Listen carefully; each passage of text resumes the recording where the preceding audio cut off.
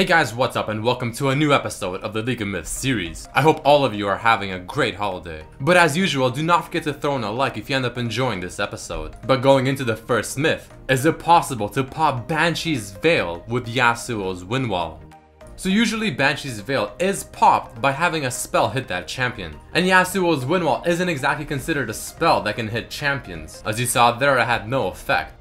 But, not sure if it's a bug or not, if you were to touch that enemy champion with the sides of Yasuo's Wind Wall, apparently it will count as them getting hit with a spell, and it will pop Banshee's Veil as you can see. The second myth is asking, is it possible to Kalista ultimate a champion while they are within Zanya's form? In the previous episodes, we've seen Kalista's ultimate wait for certain channel abilities to finish before she drags him in, but with Zanya's, as you can see, it does not wait for the full effect to finish, and she just instantly brings them in. And for demonstrational purposes, we tried flipping the order, using Kalista ultimate first, followed by the Zanya's effect just a few milliseconds right after. But unfortunately, that does not change any of the results and it has no effect on cancelling Kalista ultimate. The third myth is asking, what is the interaction with Jace's W and attack speed slowing abilities, for example, Wither?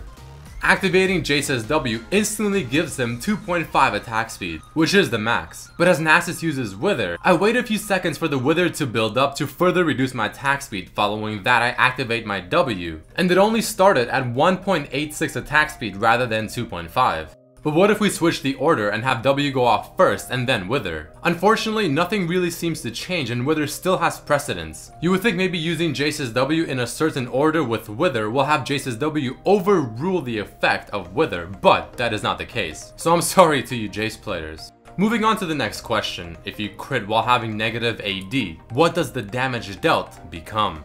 In a previous episode, we discovered that having negative AD doesn't even show a damage counter pop up on a champion when you auto tag them. But as you saw just now, I have over 80% crit chance and right now I have negative 9 AD. But as I'm auto attacking the Tryndamere, still no numbers are popping up on top of Tryndamere showing that I'm dealing damage. Even though I critted, I'm sure most of those auto attacks.